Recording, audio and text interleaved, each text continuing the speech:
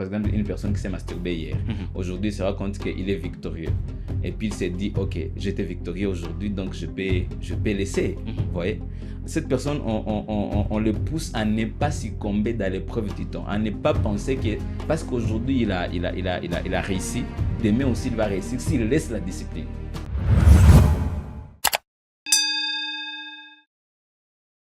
La ville de Goma, la province du Nord Kivu, l'Est de la République démocratique du Congo, les pays connaissent des problèmes et il faut en parler, proposer des solutions. Et aujourd'hui, on va pas parler de la sécurité ni de la politique, mais des faits sociaux. Un livre qui sera publié à Goma, déjà fin prêt, La pureté sexuelle, vivre sa sexualité selon le plan divin. L'auteur est sur ces plateaux de Kivu Morning Post. Monsieur Fiston Mwenedata Glory, bonjour et surtout bienvenue. Bonjour, merci. Vous allez bien? Ça va. Vous n'avez pas ajouté par la grâce de Dieu. La pureté sexuelle, vivre sa sexualité selon le plan divin. C'est un livre qui sera déjà prêt sur la place publique le 15 mars. Ouais. Qu'est-ce que vous parlez de ces livres? Mais avant de commencer, qui est Fiston? Ok, merci beaucoup pour la question et merci aussi de nous accueillir dans ce studio. Fiston Glory, c'est un homme de Dieu depuis plusieurs années. Il est appelé au ministère pastoral, mais aussi appelé au réveil. Voilà. Il est aussi entrepreneur. Et voilà, donc mon seul message, c'est de voir les gens avoir une vie réveillée en Christ, une vie stable en Christ. Et c'est ce que je prêche depuis bien longtemps. Je fais mes études aussi ici à Goma. Je suis un enfant de Goma. J'ai mon diplôme ici à Goma. Bien que j'ai eu à faire l'université en Ouganda. Mais aussi, j'ai eu mon diplôme de théologie, toujours ici à Goma. Très bien. Une expérience avec le Christ, mais ça commence quelque part. Et les livres autobiographiques, mais ça nous amène à la pureté sexuelle. Pourquoi un homme de Dieu parlait de la sexualité? Qu'est-ce que vous voulez dire dans ces livres? Voilà, pourquoi un homme de Dieu parlait de la sexualité? Parce que Dieu lui-même, notre créateur, il a créé le sexe. Donc, il a créé le sexe. Je ne vois pas pourquoi un homme de Dieu ne devrait pas en parler. Donc, nous sommes appelés à parler de tout ce qui concerne la vie des chrétiens ou bien la vie de... Mais qu'est-ce que vous abordez ici? Ok, ici j'aborde les problèmes que rencontrent plusieurs personnes. Des problèmes qui rencontrent plusieurs personnes, mais des problèmes qu'on ne parle pas vraiment. Des problèmes que les gens n'arrivent pas à exprimer, vous voyez? Donc, ce sont des sujets qu'on appelle des sujets tabous, alors que ce sont des sujets qui doivent être traités. Les gens sont en train de souffrir en secret, les gens sont en train de passer des moments très difficiles en secret, ils ne peuvent pas en parler, et c'est ce que je traite dans ces livres. Voilà. Vous parlez de quoi, effectivement? Parce que, en fait, lors des échanges, vous m'avez affirmé que ça part également de votre expérience. Qu'est-ce que vous avez rencontré et qu'est-ce que vous racontez dans les livres? Ok, dans les livres, je parle de mon histoire, de comment j'ai eu à lutter contre l'immoralité sexuelle, précisément la masturbation et la pornographie, comment je me suis débattu, comment je demandais à Dieu de m'aider. Et j'aborde aussi les comment une personne qui traverse ces mêmes problèmes peut s'en sortir. Vous pratiquez aussi la masturbation? J'ai pratiqué la masturbation. C'est que j'ai dit. Comment ça se passait? Si on peut avoir vos témoignages personnels. Ok. Je vais d'abord parler de comment ça a commencé. Ça a commencé, vous savez, lorsque nous sommes en train de grandir, il y a des moments où donc, vous commencez à vous découvrir votre vie sexuelle, quoi. Vous êtes dans la douche, vous découvrez, vous êtes un ado. C'est déjà à quel âge? Je crois que c'était en 2007. J'avais une affaire de 13 ans, 13 ans, 12 ans. Là, je commence à me découvrir et voilà, j'ai le sexe. Et quand j'entre dans la douche, je me rends compte que je commence à voir ce qu'on appelle l'érection. Alors, à chaque fois que je prends bain, tu te rends compte qu'il y a des réactions par rapport à ton sexe.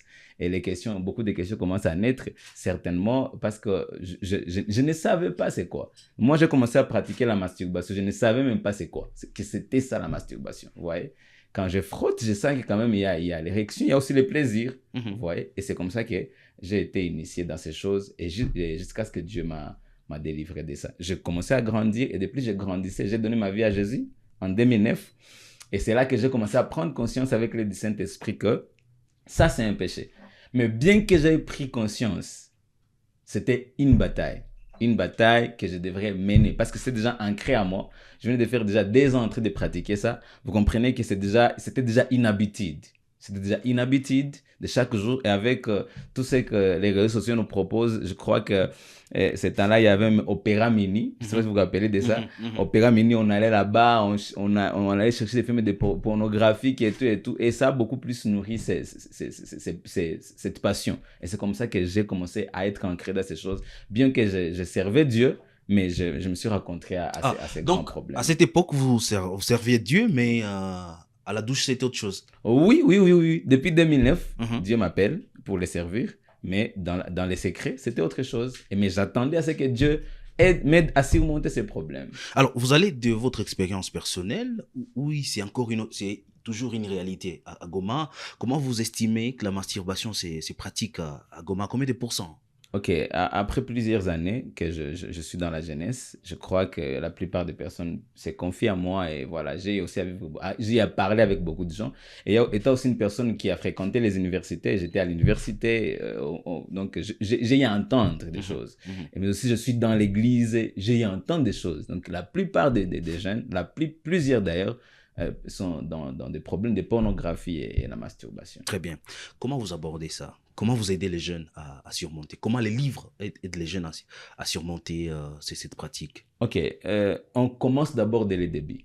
Dès le début, Dieu crée le sexe. Mais Dieu crée le sexe pour un cadre très bien précis, pour les mariages. Il crée le sexe, mais pour les mariages. Je commence le début pour montrer pourquoi Dieu crée le sexe et comment Dieu veut que nous puissions utiliser le sexe. Pourquoi Dieu crée le sexe? Il est créé pour qu'il puisse y avoir le plaisir entre deux personnes, mari et femme. Il est créé pour qu'il puisse y avoir une reproduction. Vous comprenez? Et comment? C'est dans les mariages, dans le cadre du mariage. Et là, je commence à développer la volonté de Dieu par rapport au sexe. C'est quoi? Quels sont les bénéfices, ou bien les bénéfices que nous pouvons avoir lorsque nous pratiquons le sexe selon le plan divin? Et maintenant, j'aborde le point des déviations sexuelles. Quelles sont les déviations sexuelles que nous retrouvons dans la communauté, dans la vie chrétienne, même dans le monde entier? Les déviations que le diable est en train de s'aimer dans les êtres humains. Et là, maintenant, j'entre profondément encore dans la Bible. Je montre les gens qui ont vécu l'immoralité sexuelle dans la Bible. Les gens qu'on peut considérer comme des modèles. Je donne un exemple. Salomon. Mais le modèle du mariage, c'est ce que vous dites dans les livres. Est-ce que le mariage nous éloigne de pratique de la masturbation? Ok. Mon livre... Aussitôt on est marié. Voilà. Non.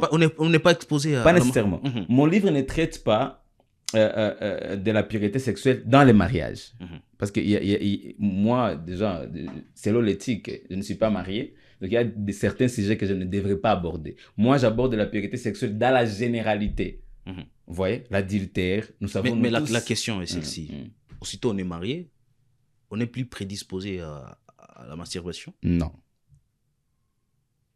On peut être marié et vivre dans l'immoralité sexuelle. Parce qu'on parle de l'adultère. C'est une personne qui est mariée, mais qui va dehors. Donc, être marié, ça vous demande aussi que vous puissiez craindre Dieu et respecter les normes que Dieu a établies pour que la sexualité soit consommée dans les mariages. Très bien. Merci. Je suis taraudé par une question. Je vous la pose. Comment vous avez surmonté votre expérience personnelle? Comment vous avez surmonté la masturbation? Vous sentez le plaisir de le faire, mais comment vous avez surmonté ça? Ok. Vous êtes un enfant de Goma. Peut-être ça va aider beaucoup de gens de Goma. Voilà. Donc, la manière dont j'ai surmonté la masturbation, je me suis beaucoup plus donné à la prière. Je me suis donné à la prière. Je me suis donné à la lecture de la parole d'une manière très disciplinée et quotidienne. Parce que ce qui tue les gens, c'est que ceux qui ne comprennent pas, c'est que c'est un caractère. Lorsque c'est en toi, c'est une habitude et tout. Pour arriver à surmonter ça, il faut que tu puisses te nourrir d'une autre habitude. Une habitude saine qui vient de Dieu. Et c'était la parole de Dieu. Je me suis beaucoup plus donné de la discipline à la prière. Et même jusqu'aujourd'hui, parce que je ne sais pas dire que je ne peux pas retomber. Non. Jusqu'à aujourd'hui, je dois continuer avec la discipline de la prière, de la méditation, de la parole, de la communion fraterne. Je parle de la discipline, parce que quand on parle de la discipline, il y a aussi la constance dans cette discipline. Donc, si vous êtes indiscipliné, il est difficile de surmonter certains défis. Mais si vous êtes discipliné et constant dans la discipline, c'est possible de surmonter ces problèmes. Donc, je me suis donné, mais aussi il y a un aspect psychologique. Il y a un aspect psychologique parce que la masturbation, la pornographie et d'autres immoralités sexuelles peuvent arriver dans la dimension de démolir même votre psychologie. Donc, vous avez besoin d'être accompagné. Au-delà d'une aide spirituelle, vous avez besoin d'être accompagné, mais aussi confesser ses repentirs, confesser ses péchés. Parce qu'au fur et à mesure vous cachez ça, ça vous détruit à l'intérieur de vous. Il y a une phrase pratique dans votre livre, je vais lire. Dès que vous réalisez qu'une personne proche de vous peut vous initier dans la vie de l'immoralité sexuelle, la seule chose à faire, c'est de s'éloigner le plus vite que possible. Voilà. Est-ce qu'il y a d'autres conseils pratiques dans les livres? Oh, il y a beaucoup de conseils. Il y a beaucoup de conseils. Mais inspirés de qui? Du Saint-Esprit. Est-ce que lorsque vous étiez en train de rédiger les livres, vous avez rencontré d'autres personnes qui ont aussi pratiqué la masturbation pour combiner de solutions? Oui, plusieurs. Combien? Déjà, la plupart des personnes venaient chez moi. Je n'ai pas compté les nombres, mais je connais des personnes qui sont venues me parler de lesbianisme, de l'homosexualité, de la masturbation, de la pornographie. Donc, j'ai à les accompagner. Et on a trouvé que les solutions sont sûres. Vous voyez, Christ reste la solution. Christ reste la solution. Suivre Christ, ça apporte une solution efficace pour l'immoralité sexuelle. Pour chaque publication, il y a toujours des voies de sortie. On en parle. Une phrase ressort de votre livre. Il ne faut pas succomber à l'épreuve du temps. Il faut tenir. Comment on va tenir? On passe par où pour tenir? Ok. C'est ce que je disais. La constance dans les temps. Parce que le fait que vous avez par exemple, une personne qui s'est masturbée hier, aujourd'hui, il se rend compte qu'il est victorieux. Et puis, il s'est dit, OK, j'étais victorieux aujourd'hui, donc je peux laisser. Vous voyez? Cette personne, on le pousse à ne pas succomber dans l'épreuve du temps, à ne pas penser que, parce qu'aujourd'hui, il a réussi, demain aussi, il va réussir s'il laisse la discipline. Laisser la discipline, c'est laisser la chose qui t'aidera à tenir. Donc, il faut que tu tiennes fort chaque jour et que tu te rappelles que Christ est là. Il peut t'aider à surmonter, que tu sois attaché à la croix pour que tu continues à être victorieux. Très bien. Alors, on parle de détails autour du livre, comment il faut faire pour l'avoir. Kivu Morning Post, nous sommes à Goma. Est-ce qu'il y aura du boutique de vente? Comment il faut faire pour avoir ces livres? Déjà, le livre sera verni le 15 mars. Où c'est? Le 15 mars à Fila, cité d'exaucement, au temple de Fila, cité d'exaucement. C'est en ville, exactement à côté de Cap Tuneko. Donc, le dimanche 15 mars, de 15h à 17h, les livres seront en train d'être vernis. Et après cela, les livres seront disponibles dans des églises. Et donc, les livres seront disponibles dans toute la ville. Et nos numéros aussi sont là. Qui sont invités? Est-ce que les anciens pratiquants, les pratiquants d'aujourd'hui de la masturbation, qui sont invités à lire et à venir le jour? Tous les chrétiens. Tout celui qui pense qu'il est chrétien, il est appelé à lire ces livres et à faire lire ces livres. Parce que ces livres, c'est très important pour toute la communauté chrétienne. Très bien. À Goma va paraître un livre, la pureté sexuelle. Vous avez bien entendu, c'est un débat assez long et enrichissant. Et on espère que le jour du vernissage, on aura le temps vraiment de discuter, de poser des questions sensibles pour aussi vous aider à comprendre le contenu du livre. Merci pour ces moments. Merci surtout d'avoir été là, d'être venu sur Kivu Morning Post. Merci beaucoup. Mesdames et messieurs, on se retrouve d'ici là pour d'autres informations, d'autres émissions sur Kivu Morning Post. C'est pour la première fois que vous nous suivez. Abonnez-vous à la chaîne. Portez-vous bien.